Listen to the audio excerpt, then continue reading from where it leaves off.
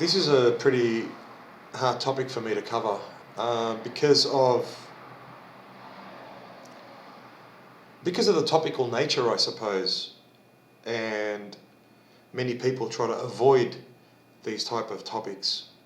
Now, as a MGTOW, as a man going his own way, I believe this is for myself, you don't have to, but I believe in helping other men and making men aware of the dangers and the pitfalls of what is out there. So I'm going to use my own background, where I'm from, what I've learned, to help other men in this specific video. And this might reach a lot of men, and I think there's a lot of men out there that are afraid to talk about certain things. Maybe there are men that don't even know that topics such as this actually exist. So it is going to exist. It does exist. In Arabic, we have a word for the word forbidden, which is the word haram. Haram. Forbidden.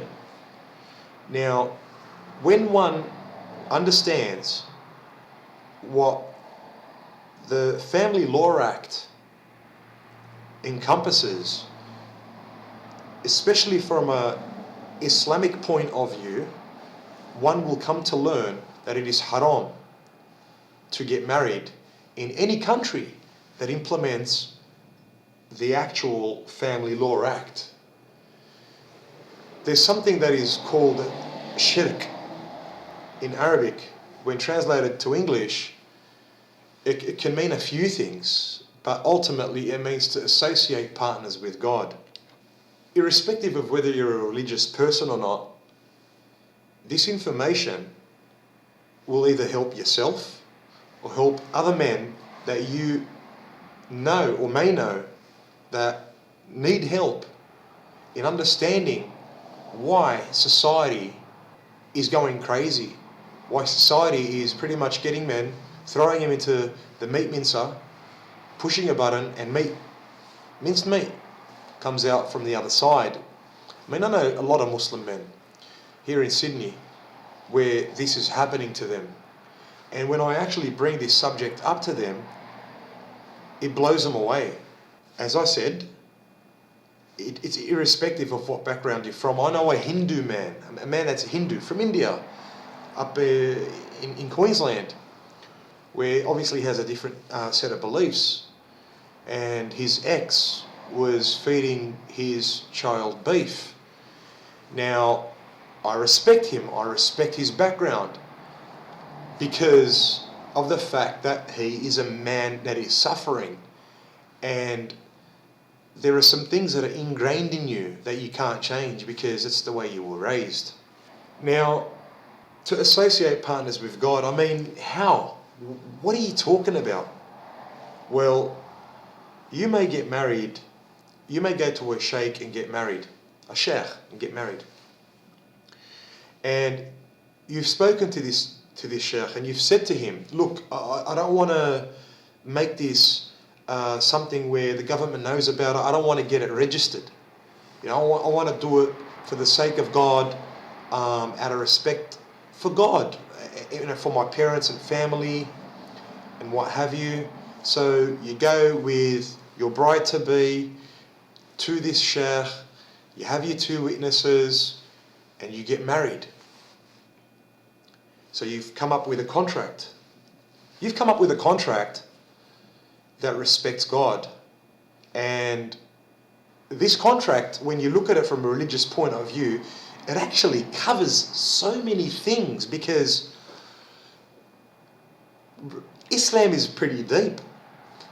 Even Christianity is pretty deep. Judaism is very deep.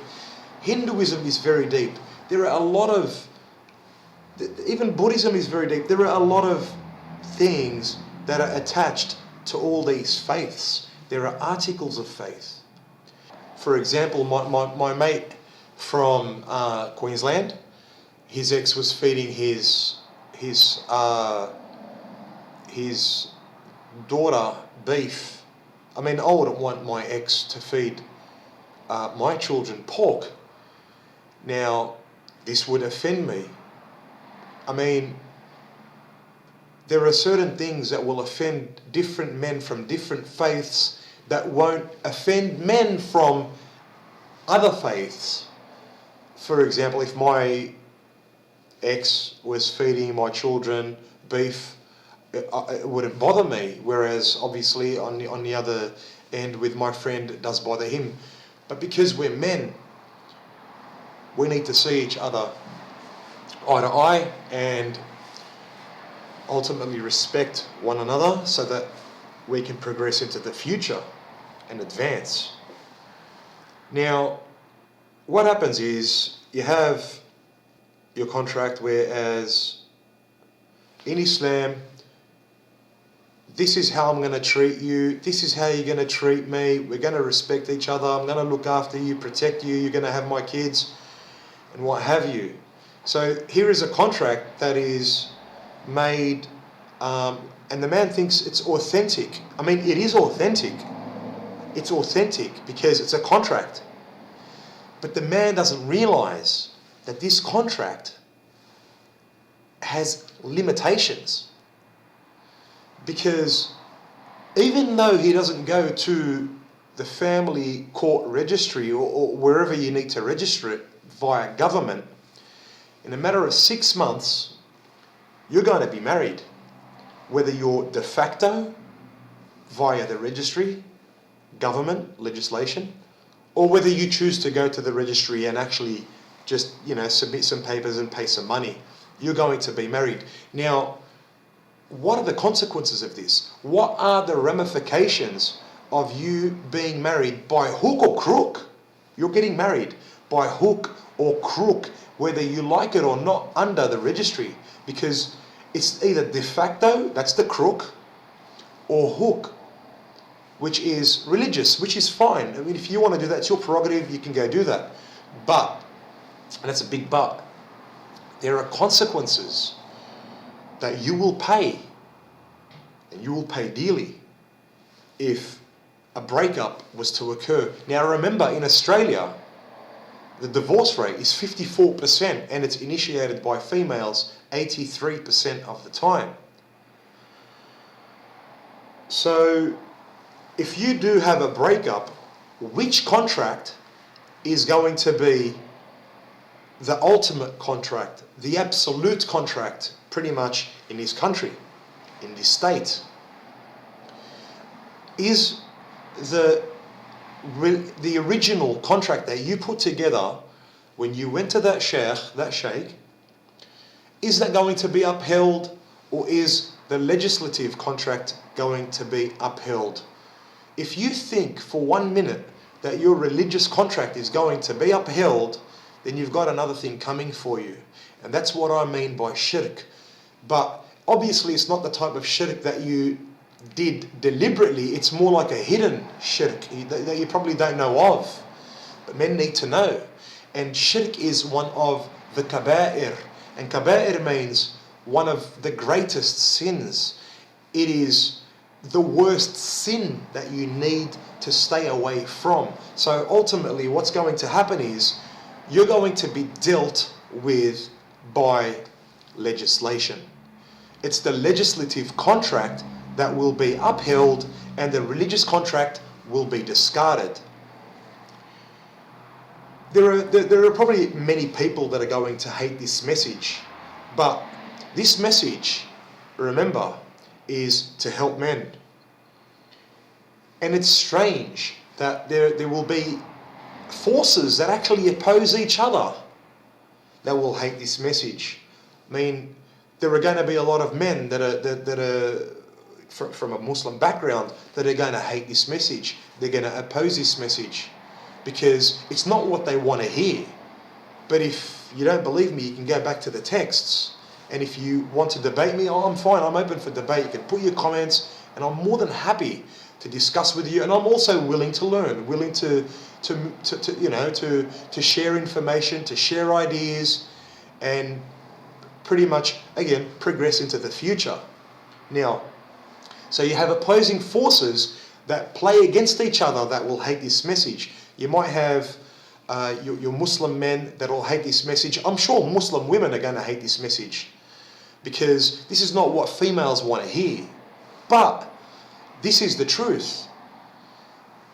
Who are the other part that are going to hate this message when I say two opposing forces? The Western forces are going to hate this. You're going to have legislation that's going to hate this. So where am I? I'm stuck between a rock and a hard place. It's a very, very hard topic to cover. That's why I said that right from the word go. What are the roles of a man from a Muslim perspective? What are the roles of a man in Islam?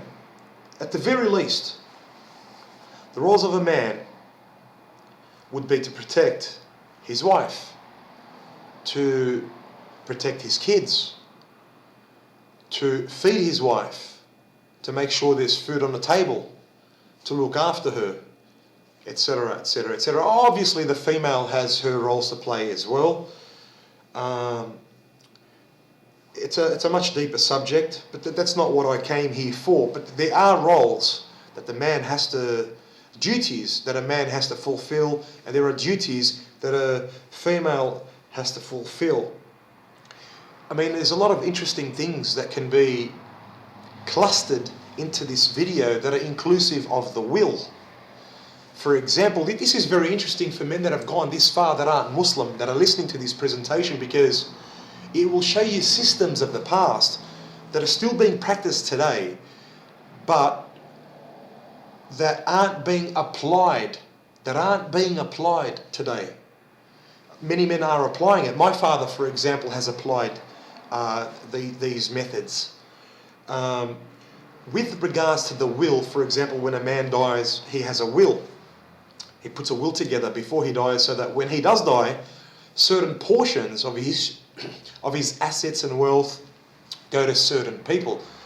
And what the system of Islam applies is that 2/3 of all his possessions, wealth, money, go to his son. For example, if he has a son, only one son and only one daughter, 2/3 of all his wealth will go to his son, and 1/3 would go to his daughter. So two portions to his son, one portion to his daughter.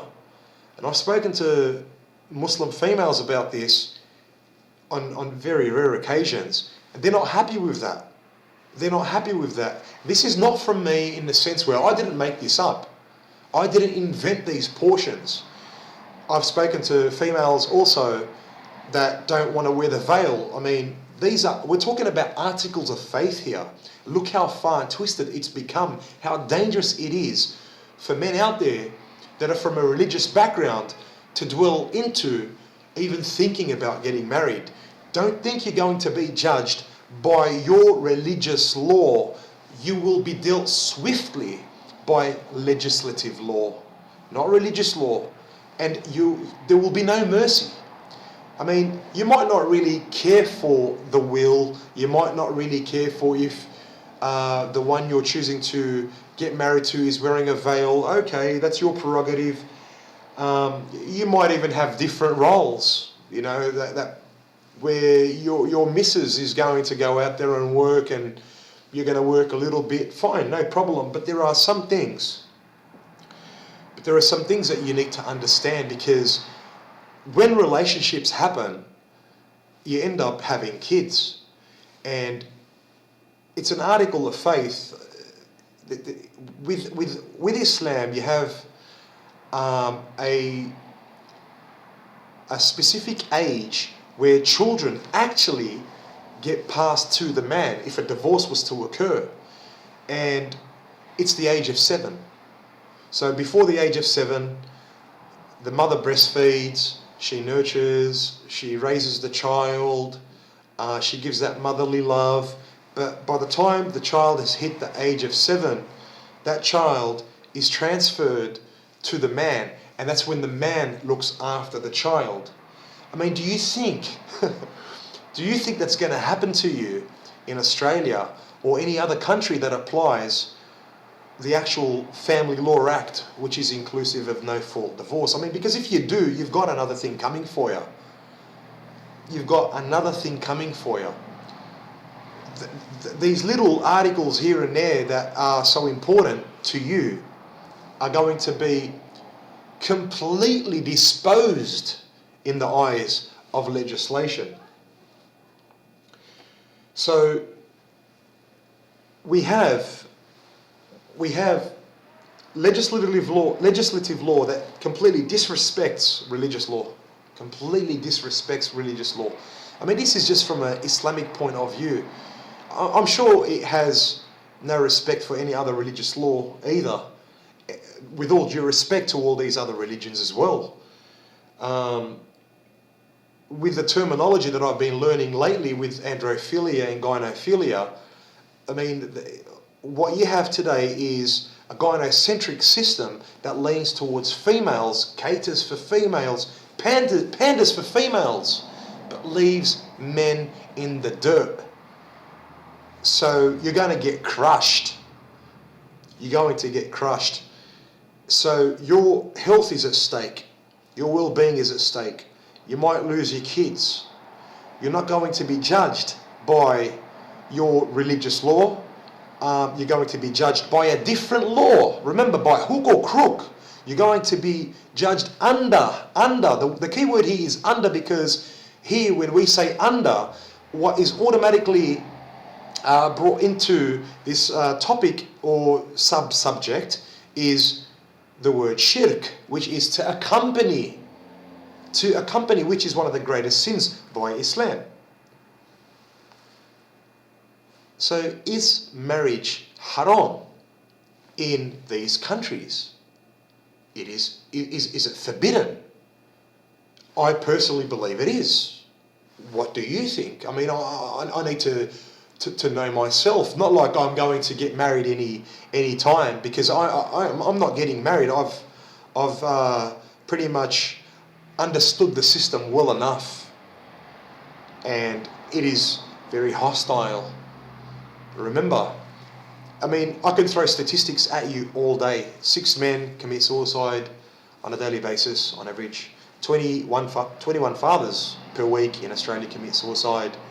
83% of divorce is initiated by females. Domestic violence that is thrown at you by White Ribbon and all these other organisations perpetuating this idea that men are so violent and the women are these innocent little creatures. Wake up. Wake up. Look at your brothers that are suffering, that have lost 20 kilos in 2 months. They've lost 20 kilos in 2 months. He was a good boy, big boy going around training, working, providing, good boy in a blue-pilled world. Blue-pilled world because you're living in a world that is ruled by legislation, by gynocracy. Look at him. He's lost 20 kilos. What about some other brothers? I know some brothers that have committed suicide. Is it haram to get married? My opinion, it is. I mean, is shirk an opinion? Is the word shirk, which is to associate partners with God, is it haram? Is it forbidden? In my opinion, it is. I mean, I would like your input. Now, just another few, before I finish off this video, I just wanted to point out that with regards to clothing, in the Muslim world, I mean, not really in the Muslim world, with regards to the clothing apparatus that Muslims wear in the Western world, the Western world has been bashing Muslims, specifically Muslim females, but also Muslim males by proxy, into taking off their clothes. Take off your clothes, take off your veil, take off your long pants. I mean, you can wear something shorter, and it kept getting shorter and shorter and shorter, and now you just have, I mean, you can't even differentiate whether a Muslim is Christian, Muslim, Jewish, atheist. I mean, I'm not saying that woman needs to tell me what background she's from. I'm not getting to that. I'm getting to a different point. the bashing has gotten to a point where it's changed the dynamics of what I was speaking about in my last video, male psychology. From a gynophiliac perspective and androphiliac perspective, Islam looked and appeared more like an androphiliac perspective in the sense where men wore the shorter clothes. For example, men, it's an article of faith for men to wear clothes that are at least, when it comes to the knees, to be longer than the knees. That's the article of faith. And for women to wear clothes that are covering pretty much their bodies all the way to their ankles, this is an article of faith. This is more androphiliac, so leading towards men more. So in that type of world, men are showing more skin. So therefore, maybe here females are admiring men more. So it gave men, let's just use the word sexual power for the sake of better wording. Where are we now? I mean, men wear more clothes and females are wearing less clothes. Yeah, you have some females that are covering and that are, that say they're Muslim, but there is a massive bulk amount of females that claim that they're Muslim, but don't cover as half as, they don't even cover half as much as what your average Muslim man does cover. Now, I think that within itself it's interesting. It's pretty interesting because how do Muslim men gain from this message? Ultimately, the information is there. You can either stand on that pedestal and live with who you think is going to love you. And when I say stand on a pedestal, I'm not talking about the pedestal that we use when we're talking about how females are put on a pedestal. You know what? I'm not even going to use the word pedestal. You can stand on a stool. You can stand on a stool or a chair with a noose around your neck. That rope. You can stand with that. And your female can be right beside you. When you're living in a country that uses legislation, that female can kick that chair or stool from under your feet and you'll end up hung. You'll end up dead. Most of these men that are committing suicide, these 6 men that commit suicide per week, these 21 fathers that commit suicide per week, a lot of men are like, they killed themselves. Did they really? Did they really kill themselves? What drove them to that? Isn't there a story behind the story? Or should I just take the story at face value? I see a man who's hanging, or I see a man who's in a car, has just choked to death. That's it. I'm going to take that story at face value. He's an idiot for killing himself. What drove him to do that? What drove him to perform such an act? So Muslim men can gain from this message by starting to talk about this, getting it out there. Talk to your mashayikh. Tell them to start talking about this subject. Wake your community up. Start telling your community, at least telling your mashayikh, to make your community aware of what's going on. Because if you don't do that, I mean, it's an obligation upon you to do that, and you know that. If you do that, you're going to ultimately create a better world for men, or help perpetuate a better world for men. Now, don't you want to see a better world for men? Do you really want to have kids? I mean, you might even have kids. Do you want to see your son hung? Do you want to see your son commit suicide? Is that what you want to see? I mean, what kind of world do you want your kids or your nephews, even your nieces for that matter, to live in? How does MGTOW, men going their own way, gain from this message? I'm a man going his own way. And there are many men out there that are going their own way. I know some men that are going their own way and they're Muslim themselves. They don't like to talk about it. Even I've felt that even I've got some good friends that are Christian, and I've got good friends that are Jewish. They don't like talking about it because, and they're MGTOW, mind you. They don't like talking about it because they shy away from it and stuff like that. I mean, it's not about talking about it for the sake of talking about it. It's about talking about it, for me anyway, to make things better for the future. If you blink, 10 years has gone past. I mean, we all say that in our own community over here. We all say, blink and a whole week's gone past. Blink, bang, 10 years have gone past. But one action that you do today, in that blink, in the future, 10 years from now, it will change a lot of things because that action creates a ripple effect. And MGTOW can gain from this message because there are some subjects and some sub-subjects that I can speak about in the future with regards to how Muslims lived and the way their lifestyle was during the times of the Prophet and prophets before that. And sometimes systems, I mean, we're human beings, and the system itself, by force, is a gynocentric system, even though that's a type of system that I'm avoiding at all costs. By force, it's a gynocentric system because the first few years, we are raised by our mothers. We are for 9 months in our mother's wombs. So by force, whether we like it or not, we're brought into a gynocentric system. But then at the age of 7, the child is transferred to the parent. I mean, there's a lot of information. I mean, maybe out of curiosity, maybe you just want to listen to something. This is a video that you can just learn about Islam if you like. So, how do MRA gain from this message? Well,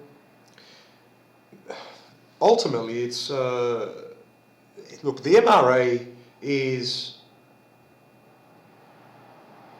unfortunately today the MRA is pretty much defined by a voice for men, and that's sad because a voice for men is not the MRA. A voice for men is just a small section, a small piece of the pie, a small piece of the MRA. And for me, I've got no respect for a voice for men anymore because of actions that they've performed in the past. I mean, what are the MRA? For Muslim men out there that don't know what the MRA are, well, the MRA stands for Men's Rights Activists. Now, pursuing the rights of men, pretty much, because of obviously, if you've been paying attention, you would have started realizing that it's men that are ultimately suffering. And there are men out there that care enough to pursue the rights for men. There are great men out there that are still MRAs. And how do MRAs gain from this message? Well, MRAs will gain a hell of a lot from this message, especially if Muslim men started implementing and applying strategies into either walking away from the plantation to stay away from, whether it be shirk, whether it be pretty much the abuse of a man, I mean committing suicide, whether it be educating other men. So ultimately the MRA will gain because what this can cause is a vacuum. This can accelerate the vacuum, so to speak, of where have all the good men gone? Where have all the good men gone? Where have, I mean, from a legislative or from a government point of view, damn, where has all the labour gone? I mean, domestic violence is a big industry. It's a $14.4 billion industry, and that's only Australia alone. Now, if you can't comprehend that, just to make you digest it, each billion is $1,000 million, and that's how much this so-called domestic violence is bringing into or extracting wealth out of pretty much men. So when a government sees that men are walking away from the plantation, then government will change its legislation by force. How? Just by men turning their back on peacefully, walking away, because that's what it's all about. It's about doing something peacefully. So MRA's objectives will end up pretty much being the same objectives. And the objectives of the MRA will just be accelerated by other men that are following the same route.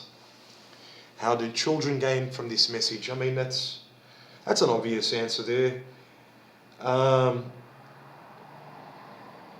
Because of the pressure that men are putting on legislation, believe it or not, just by walking away, that's so much pressure, it will blow your mind away.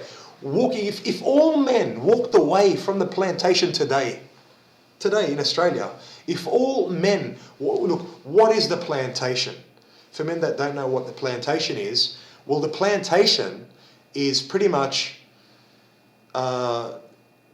marriage. It's not marriage itself, but sowing your seeds, hanging out with females, marriage, being a blue-pilled man. I mean, walking away from all that. The zaria in Arabic, walking away from the zaria. The plantation in Arabic is zaria. To walk away from that, it doesn't mean you're walking away from God. What you're walking away from is you're walking away from legislation. Walking away peacefully is actually a lot more beneficial, and there would be much more gain than actually going protesting outside the family court. Or, for example, all of men walked away from the plantation today would have a much bigger effect than 50,000 men outside the White House, not the White House, Parliament House, sorry, in Canberra, or 5,000 men outside the family court, whether it be in the city, whether it be in Parramatta, and what have you. So walking away from the plantation in peace, harmony, tranquility, go fishing, have a great time. You know, you can go pray, you can go do your thing.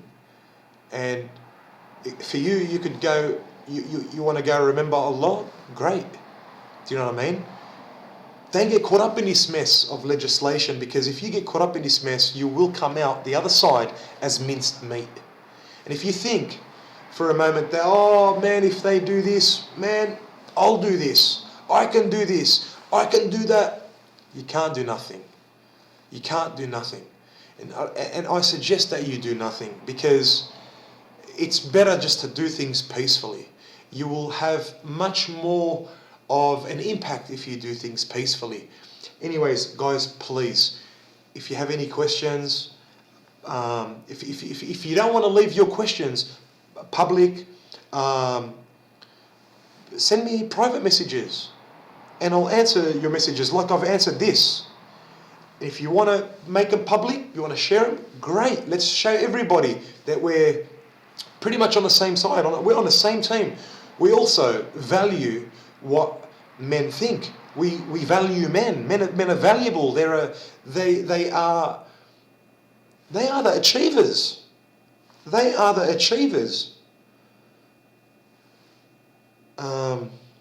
So yeah, and hopefully talk to you guys soon. Thank you for listening.